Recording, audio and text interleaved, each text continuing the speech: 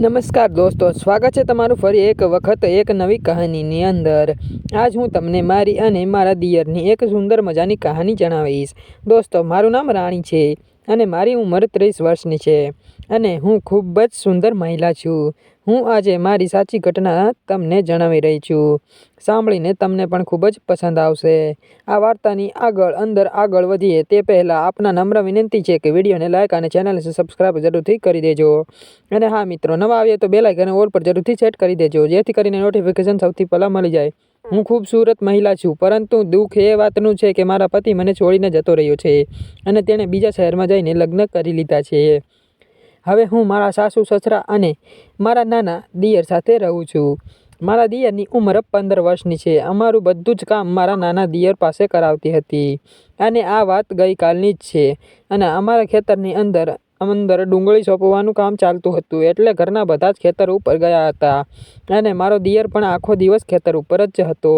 અને અચાનક જ વાતાવરણમાં પલટો આવ્યો અને જોરદાર વરસાદ સાથે માવઠું થયું હતું અને અમે બધા જ ખેતર ઉપર ફસાઈ ગયા અને હું અને મારો દિયર ખેતરમાં આવેલા પંપ હાઉસની અંદર જતા રહ્યા હતા।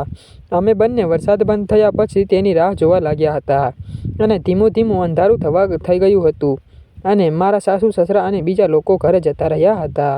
જો થોડોક વરસાદ વધારે આવ્યો હોત, ઓછો થઈ જાત તો અમે પણ ઘરે જવાનું વિચારતા હતા, પણ વરસાદની અંદર ભીંજાઈ ગઈ હતી અને તેને લીધે મારા કપડાં પણ પલળી ગયા હતા, ભીના થઈ ગયા હતા। જેવી જ હું મારી સાડી પાણીથી નિતારવા રહી તો મારો દિયર મને જોઈ રહ્યો હતો અને તે અજીબ વર્તાવ કરવા લાગ્યો હતો।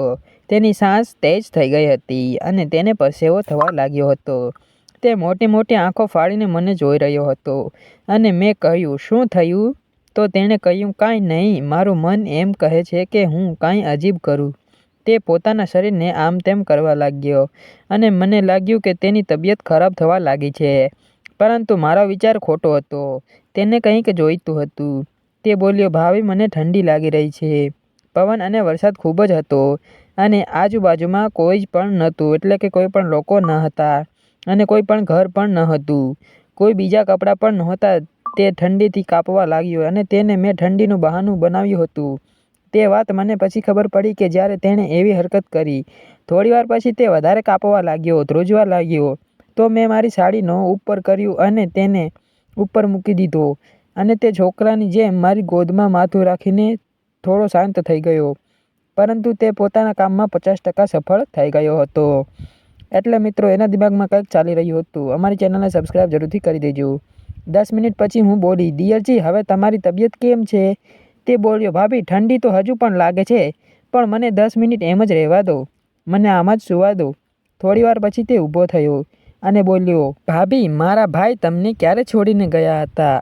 હું બોલી, આજથી લગભગ 3.5 વર્ષ પહેલાં તે મને એકલી મૂકીને જતા રહ્યા છે। તે મને કંઈક જ કહેવા માંગતો હતો, પરંતુ તે કહેવાથી ડરતો હતો। આજે વિચિત્ર ઘટના બની હતી, પણ આગળની વાર્તા હું તમને આવતીકાલે જણાવીશ। મિત્રો, આ વિડીયો પસંદ આવ્યો હોય તો વિડીયોને લાઇક, શેર અને ચેનલને સબસ્ક્રાઈબ કરવાનું ભૂલતા નહીં। બેલ આઇકનને ઓલ પર જરૂરથી સેટ કરી દેજો, જેથી કરીને નોટિફિકેશન મળી જાય। આ વાર્તા ફક્ત ને ફક્ત મનોરંજન માટે છે, કોઈ પણ વ્યક્તિ કે ધર્મ સાથે લાગે વળગતું નથી। કાલે ફરી મળીશું એક નવા વિડીયો સાથે, ત્યાં સુધી આવજો। ધન્યવાદ। લાઇક, શેર, સબસ્ક્રાઈબ કરો, હસતા રહો અને અમારા વિડીયો જોતા રહો।